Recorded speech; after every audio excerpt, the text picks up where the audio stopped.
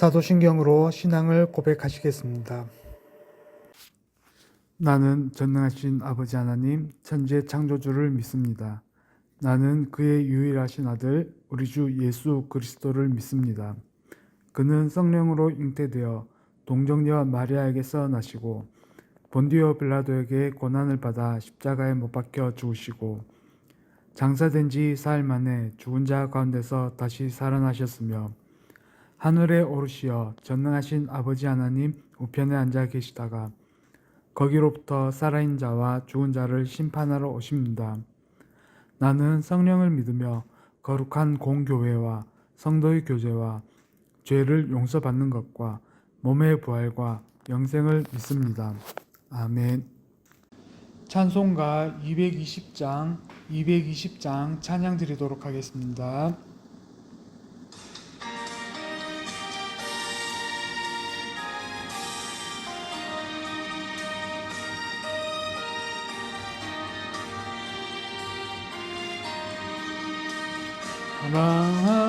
사랑하는 주님 앞에 형제자매 한자리에 크신 은혜 생각하며 즐거운 찬송 부르네. 내 주 예수 본을 받아 모든 사람 내 몸같이 환난 근심 위로하고 진심으로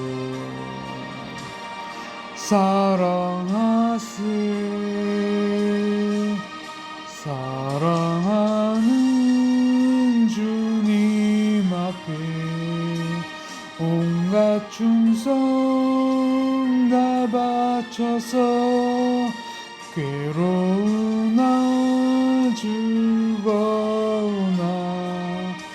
주님만 힘써 섬기는 우리 주님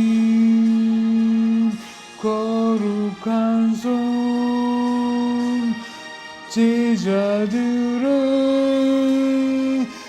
발을 씻어 남 섬기는 종의 도를 몸소 행해 보이셨네. 사랑하는 주님 예수 같은 주로 섬기나니 한 피 받아 한 몸 이룬 형제여 친구들이여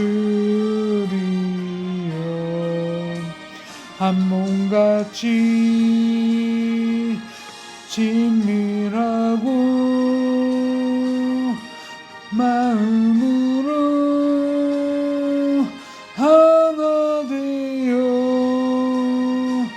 우리 주님 크신 뜻을 지성으로 준행하세.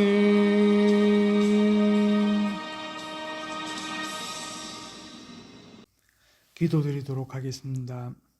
사랑과 은혜가 풍성하신 하나님 아버지, 오늘 새벽 저희를 깨워주시고 주의 말씀 앞에 서게 하시니 감사드립니다. 밤새 지켜주신 주의 은혜를 기억하며 이 아침 주님의 뜻을 따라 살기를 소망합니다.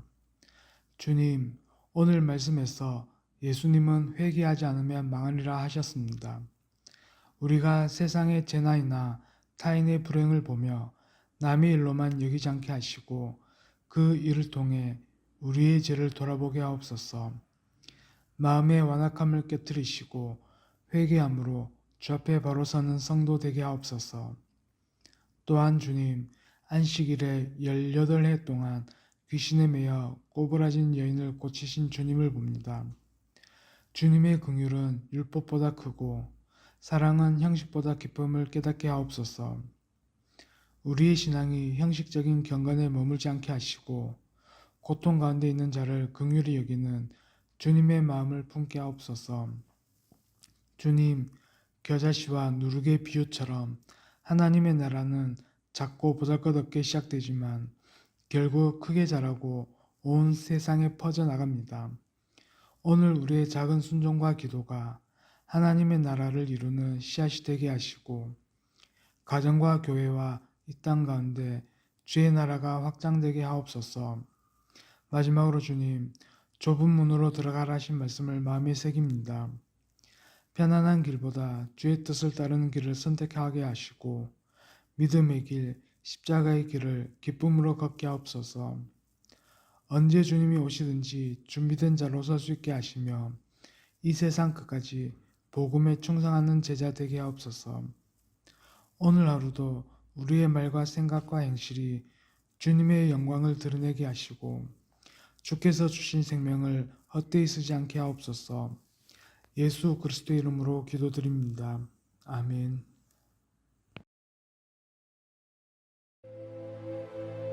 제13장. 그때 마침 두어 사람이 와서 빌라도가 어떤 갈릴리 사람들의 피를 그들의 제물에 섞은 일로 예수께 아뢰니, 너희는 이 갈릴리 사람들이 이같이 해받음으로 다른 모든 갈릴리 사람보다 죄가 더 있는 줄 아느냐? 너희에게 이르노니 아니라. 너희도 만일 회개하지 아니하면 다 이와 같이 망하리라. 또 실로암에서 망대가 무너져 치어 죽은 18사람이 예루살렘에 거한 다른 모든 사람보다 죄가 더 있는 줄 아느냐? 너희에게 이르노니 아니라. 너희도 만일 회개하지 아니하면 다 이와 같이 망하리라. 이에 비유로 말씀하시되, 한 사람이 포도원에 무화과나무를 심은 것이 있더니 와서 그 열매를 구하였으나 얻지 못한지라. 포도원지기에게 이르되, 내가 3년을 와서 이 무화과나무에서 열매를 구하되 얻지 못하니 찍어버리라. 어찌 땅만 버리게 하겠느냐? 대답하여 이르되, 주인이여, 금년에도 그대로 두소서. 내가 두루 파고 거름을 줄이니 이후에 만일 열매가 열면 좋거니와 그렇지 않으면 찍어버리소서 하였다. 예수께서 안식일에 한 회당에서 가르치실 때에 18해 동안이나 귀신 들려 앓으며 꼬부라져 조금도 펴지 못하는 한 여자가 있더라.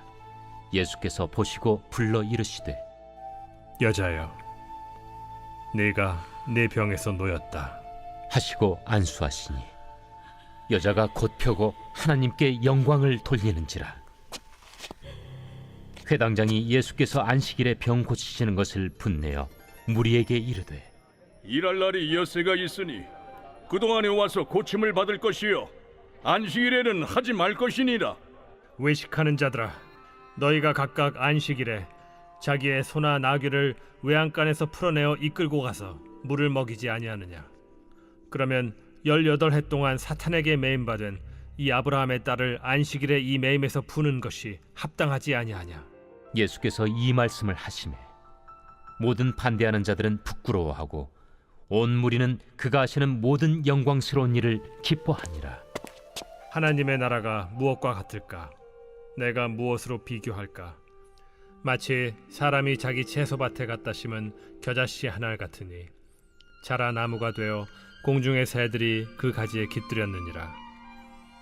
내가 하나님의 나라를 무엇으로 비교할까? 마치 여자가 가루 서말 속에 갖다 넣어 전부 부풀게 한 누룩과 같으니라. 예수께서 각성 각 마을로 다니사 가르치시며 예루살렘으로 여행하시더니 어떤 사람이 여짜오되, 주여, 구원을 받는 자가 적으니까? 좁은 문으로 들어가기를 힘쓰라. 내가 너희에게 이르노니 들어가기를 구하여도 못하는 자가 많으리라.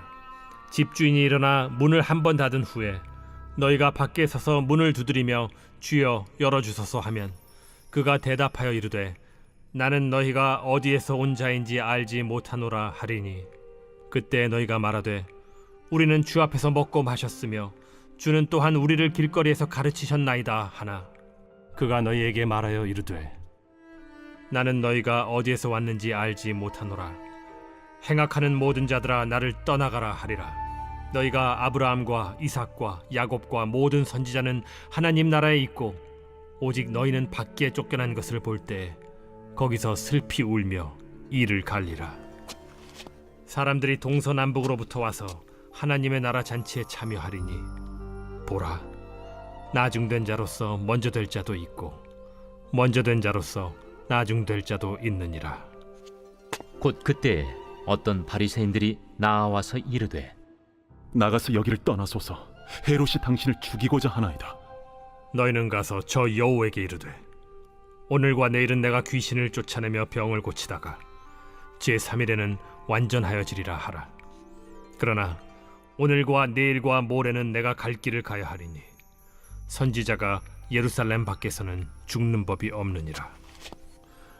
예루살렘아, 예루살렘아, 선지자들을 죽이고 내게 파송된 자들을 돌로 치는 자여, 암탉이 제 새끼를 날개 아래 모음같이 내가 너희의 자녀를 모으려 한 일이 몇 번이냐. 그러나 너희가 원하지 아니하였도다. 보라, 너희 집이 황폐하여 버림받으리라. 내가 너희에게 이르노니 너희가 주의 이름으로 오시는 이를 찬송하리로다 할 때까지는 나를 보지 못하리라.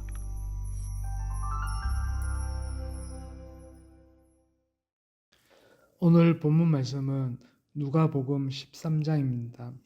설교 제목은 회개와 열매 그리고 하나님의 나라입니다. 예수님 당시 사람들이 주님께 와서 이렇게 말했습니다. 빌라도가 갈릴리 사람들의 피를 그들의 제물에 섞은 일이 있나이다. 또 실로암 망대가 무너져 18사람이 죽은 사건을 언급하셨습니다. 그 시대 사람들은 이런 사고나 재앙을 죄의 결과, 하나님의 징벌로 생각했습니다.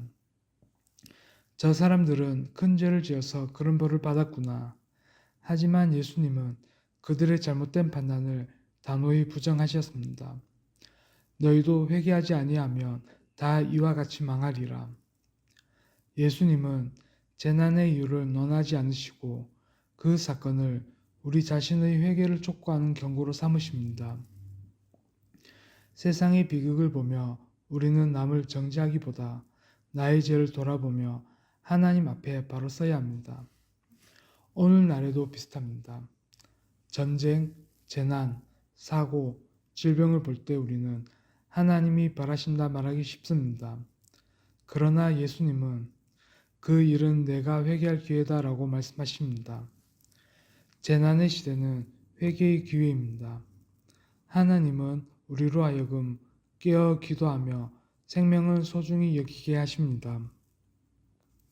예수님은 이어 무화과 나무의 비유를 말씀하십니다.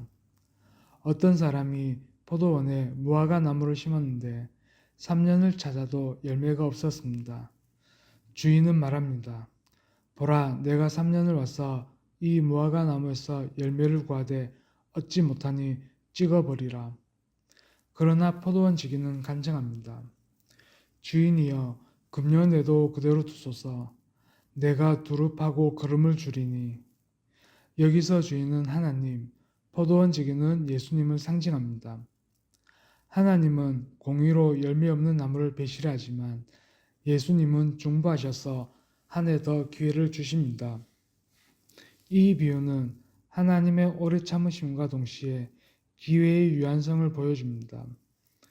하나님은 우리에게 회개할 시간을 주시지만 그 시간이 영원하지 않습니다. 지금이 바로 회개의 때요 은혜 받을 날입니다. 열매 없는 신앙은 결국 잘려나갑니다.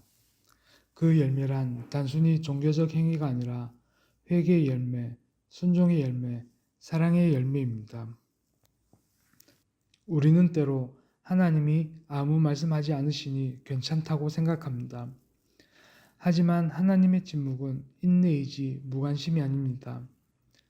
하나님은 우리를 버리지 않기 위해 기다리시고 예수님은 중보자로서 우리를 위해 간구하십니다. 그러나 그 인내가 끝나는 날 열매 없는 나무는 베어지고 불에 던져집니다. 오늘 우리에게 남은 시간은 바로 회개할 시간입니다. 지금이 하나님께 돌아갈 기회이며 지금이 말씀을 듣고 순종할 순간입니다. 예수님은 재앙의 이야기를 통해 두 가지를 가르치십니다. 회개하지 않으면 누구도 구원받을 수 없다. 하나님은 오래 참으시지만 반드시 열매를 요구하신다. 따라서 우리는 남을 판단하는 신앙에서 벗어나 자신을 돌아보는 겸손한 회개의 신앙으로 살아야 합니다. 하나님은 오늘도 우리에게 한 해를 더 주신다고 말씀하십니다. 그 은혜의 시간을 헛되이 보내지 말고 말씀과 기도와 사랑으로 열매 맺는 성도가 되시길 바랍니다. 예수님께서 한 안식일에 회당에서 가르치실 때 18해 동안 귀신 들려 앓으며 꼬부라져 조금도 펴지 못하는 한 여인이 있었습니다. 그 여인은 단지 육체가 아픈 것이 아니라 귀신의 눌림으로 인해 영혼까지 묶인 삶을 살고 있었습니다. 18년이라는 긴 세월 동안 그는 땅만 바라보며 살았습니다. 하늘을 볼 수 없고 사람의 얼굴도 마주할 수 없었습니다. 세상과 단절된 채 외로움 속에 살았던 인생이었습니다. 그러나 예수님은 그 여인을 보시고 부르셨습니다. 그녀가 예수님을 찾은 것이 아니라 예수님이 먼저 그녀를 보셨습니다. 그리고 말씀하십니다. 여자여, 내가 내 병에서 놓였다. 아멘. 예수님의 한마디 말씀에 18년의 결박이 풀리고 그 여인은 즉시 허리를 펴고 하나님께 영광을 돌렸습니다. 예수님의 한 말씀은 사람을 다시 일으키는 능력입니다. 우리를 묶고 있는 죄와 상처, 두려움의 영도 주님의 음성 앞에 무너집니다. 그런데 놀랍게도 회당장은 기뻐하지 않았습니다. 그는 안식일에는 일하지 말라고 하며 사람들에게 화를 냈습니다. 일할 날이 여세가 있으니 그동안에 와서 고침을 받을 것이요 안식일에는 하지 말라. 회당장은 사람보다 율법이 더 중요했습니다. 하나님의 뜻보다 자신이 정한 종교적 기준이 앞섰습니다. 그에게 안식일은 생명의 날이 아니라 규제의 날이었습니다. 그는 율법을 지켰지만 사람을 사랑하는 마음은 잃어버렸습니다. 오늘날 우리도 신앙생활 속에서 같은 실수를 범할 수가 있습니다. 형식과 규칙은 철저하지만 정작 사람의 고통에 무감각한 신앙으로 살아갈 때가 있습니다. 예수님은 그들의 외식을 꾸짖으십니다. 외식한 자들아, 너희가 각각 안식일에 자기의 소나 나귀를 외양간에서 풀어 이끌고 나가서 물을 먹이지 아니하느냐. 즉 동물조차도 안식일에 자유롭게 해방시키면서 왜 이 여인을 묶어둔 채 두려워해야 하느냐는 것입니다. 그리고 말씀하십니다. 이 아브라함의 딸을 사탄이 18해 동안 메어 놓았거늘 안식일에 이 결박을 푸는 것이 합당하지 아니하냐. 예수님께는 안식일이 억압의 날이 아니라 해방의 날, 형식의 날이 아니라 생명의 날입니다. 하나님께서 안식일을 제정하신 이유는 사람이 쉼을 얻고 하나님과 관계를 회복하게 하시려는 것입니다. 따라서 안식일의 진정한 의미는 사랑과 회복에 있습니다. 안식일의 주인은 율법이 아니라 예수님이십니다. 예수님은 단순히 병을 고치신 것이 아니라 그 여인의 인생 전체를 결박에서 자유롭게 하셨습니다. 그분은 지금도 우리를 묶고 있는 죄의 사슬, 두려움의 사슬, 자책의 사슬을 풀어주십니다. 그리고 우리를 향해 말씀하십니다. 너는 놓였다. 주님의 손이 닿는 곳마다 억눌린 자가 자유를 얻고 무거운 짐진 자가 쉼을 얻습니다. 누가복음 13장 10절에서 17절의 메시지는 분명합니다. 예수님은 묶인 자를 해방시키신다. 형식보다 사람, 율법보다 사랑이 우선이다. 안식일의 본질은 자비와 회복이다. 오늘도 주님은 우리에게 묻습니다. 너희는 안식일의 주인을 알고 있느냐? 사람을 살리는 신앙인가? 규제로 묶는 신앙인가? 우리 모두가 예수님의 마음으로 묶인 자를 풀고 상한 자를 세우며 하나님께 영광을 돌리는 참된 신앙인이 되기를 바랍니다. 예수님은 안식일 논쟁 후 하나님의 나라를 설명하시며 이렇게 말씀하십니다. 하나님의 나라는 마치 사람이 자기 밭에 갖다 심은 겨자씨 한 알과 같으니 자라 나무가 되어 공중의 새들이 그 가지에 깃들였다. 겨자씨는 팔레스타인 지역에서 가장 작은 씨앗 중 하나입니다. 그러나 그 작은 씨앗이 심기면 2, 3m나 자라서 새들이 깃들일 만큼 큰 나무가 됩니다. 예수님은 이 비유를 통해 말씀하십니다. 하나님의 나라는 작고 미약하게 시작되지만 반드시 자란다. 예수님의 사역도 그렇습니다. 갈릴리의 작은 마을에서 12명의 제자로 시작된 복음은 오늘날 전 세계로 퍼졌습니다. 하나님 나라의 성장은 조용하지만 강력합니다. 눈에 띄지 않게 시작하지만 그 속에는 하나님의 생명력이 숨쉬고 있습니다. 우리의 믿음도 마찬가지입니다. 작은 겨자씨 같은 믿음이라도 하나님의 손에 심기면 놀라운 열매를 맺습니다. 예수님은 너희에게 겨자씨 한 알만한 믿음이 있어도 이 산을 명하여 옮기라 하면 옮기리라 하셨습니다. 예수님은 이어 또 다른 비유를 드십니다. 하나님의 나라는 마치 여자가 가루 서말 속에 넣어 전부 부풀게 한 누룩과 같으니라. 가루 서말은 약 40리터 정도로 한 가정이 며칠 동안 먹을 만큼 많은 양의 밀가루입니다. 그런데 그 많은 가루도 조금의 누룩이 들어가면 온 덩어리가 부풀어 오릅니다. 이 비유는 하나님 나라의 내적인 변화와 영향력을 보여줍니다. 겨자씨가 밖으로 자라나는 성장을 의미한다면 누룩은 안으로 퍼지는 변화를 의미합니다. 하나님의 나라는 겉으로 요란하지 않게 퍼지지만 한 사람의 마음속, 한 가정 속, 한 교회 속에서 조용히 그러나 강하게 역사하십니다. 하나님 나라는 내 안에서 시작되어 밖으로 흘러갑니다. 기도하는 한 사람, 말씀 붙드는 한 사람을 통해 가정이 변하고 공동체가 새로워지고 세상이 밝아집니다. 이 두 비유는 공통적으로 작지만 커지고 보이지 않지만 변화시킨다는 메시지를 전합니다. 하나님 나라는 시작이 작습니다. 세상은 큰 것, 빠른 것을 추구하지만 하나님은 작은 씨, 보이지 않는 누룩으로 시작하십니다. 하나님 나라는 반드시 성장합니다. 하나님의 생명력은 어떤 환경에서도 멈추지 않습니다.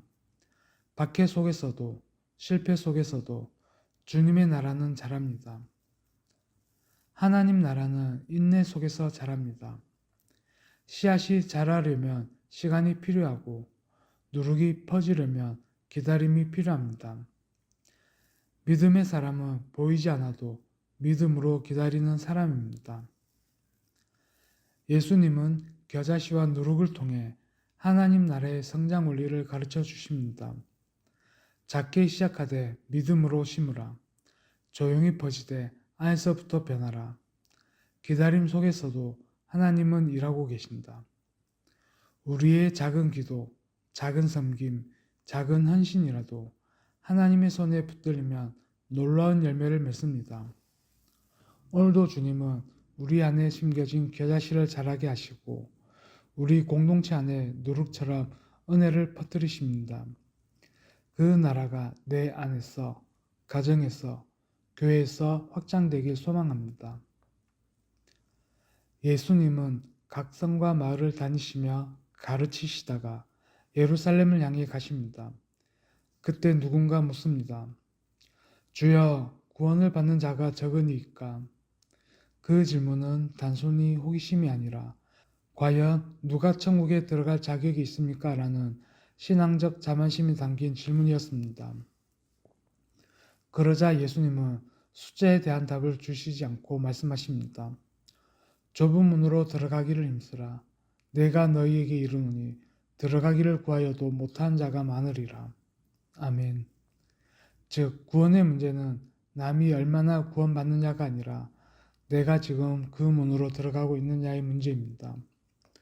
많은 사람들이 그 문 앞까지 왔지만 문이 닫히자 문 밖에서 외칩니다. 주여, 우리가 주 앞에서 먹고 마셨으며 주는 또한 우리 거리에서 가르치셨나이다.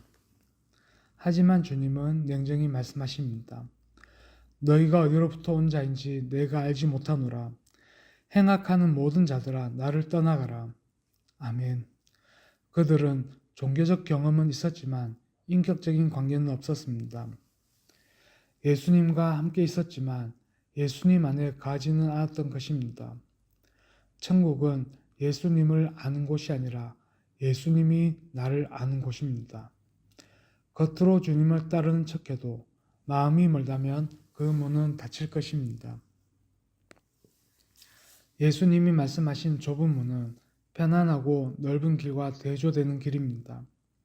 세상은 넓은 길을 좋아합니다.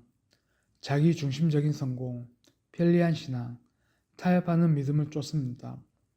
하지만 좁은 문은 예수님을 따르는 길, 자기를 부인하고 십자가를 지는 길입니다. 좁은 문은 억지로 들어가는 문이 아니라 사랑으로 순종하는 문입니다. 예수님께서 먼저 그 문을 통과하셨습니다.